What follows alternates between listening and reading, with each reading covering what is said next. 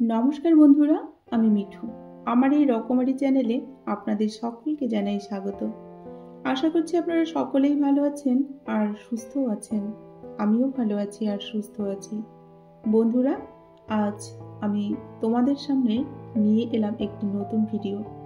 আশা করছি ভিডিওটি ভালো লাগবে। ভিডিওটি সঙ্গে থেকো।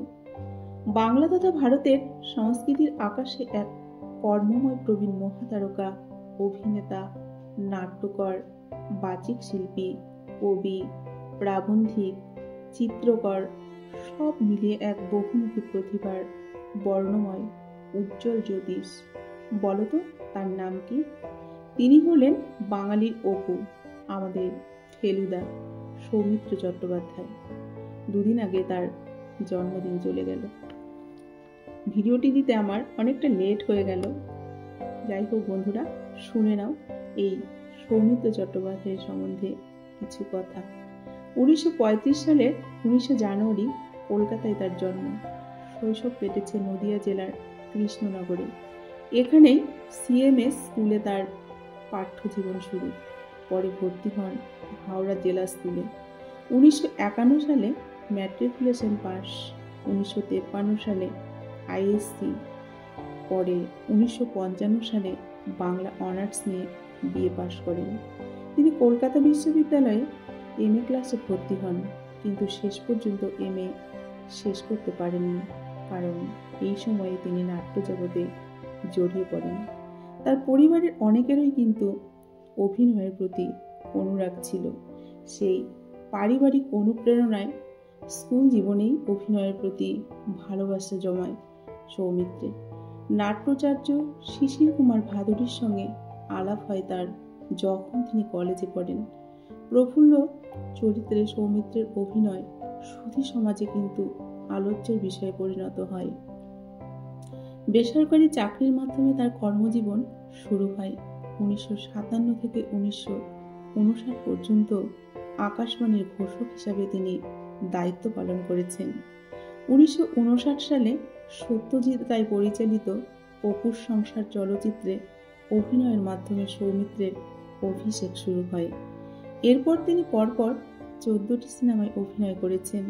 তার মধ্যে উল্লেখযোগ্য হল দেবী, অভিযান, ঘরে বাইরে, গণশত্রু, চারুলতা, অশনি সংকেত, সোনার কেল্লা, হীরক রাজার দেশে, জয় বাবা ফেলুনাথ ইত্যাদি ছবি।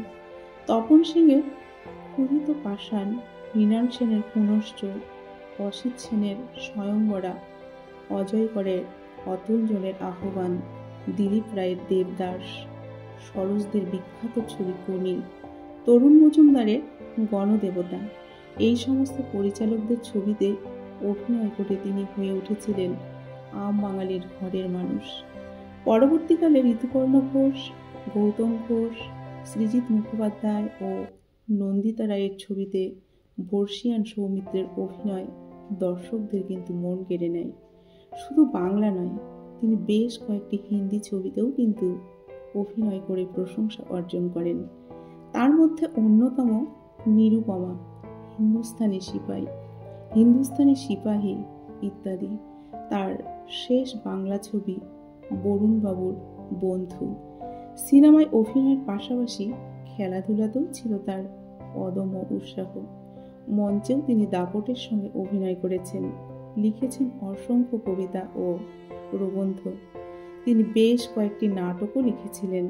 তিনি এক নিজস্ব অনন্য স্টাইল তৈরি করেছিলেন।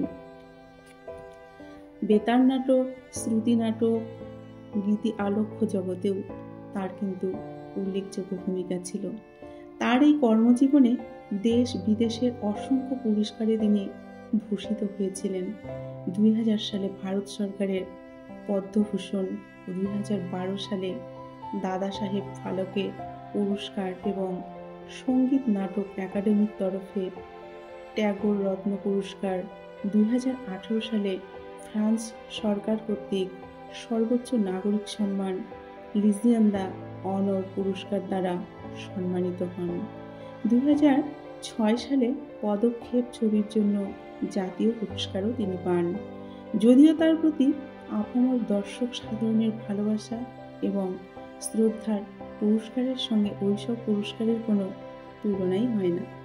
15ই নভেম্বর 2020-তে চলে গেলেন এক ব্যতিক্রমী অভিনেতা, সুপারস্টার, সাংস্কৃতিক জীবনের এক ম্যারাথন দৌড়বীর, বাংলার এক বৌদ্ধিক মনীষ্য, জনগণের ভালোবাসায় লিপ্ত হয়ে জীবন আর মৃত্যুকে একাকার করে চোখের জলে দুকুল ভাসিয়ে দিয়ে রেখে গেলেন যেন সেই চিরন্তন বাণী।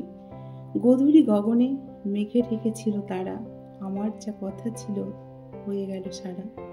তবু তিনি বেঁচে থাকবেন প্রবীণ নবীন দর্শকদের চোখের পর্দায় আরো বহুদিন, বহুকাল।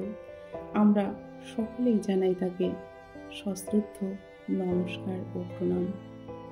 বন্ধুরা, আজকের এই ছোট্ট ভিডিওটি আপনাদের কেমন লাগলো? যদি ভিডিওটি ভালো লেগে থাকে অবশ্যই ভিডিওটিতে একটি লাইক করে কমেন্ট বক্সে আপনাদের মতামত জানাবেন। আমার সকল বন্ধুরা খুব ভালো থাকবেন এবং সুস্থ থাকবেন, ঈশ্বরের কাছে এই প্রার্থনা করে আজকের ভিডিওটা আমি এখানে শেষ করছি। ধন্যবাদ আমার সকল বন্ধুকে। নমস্কার।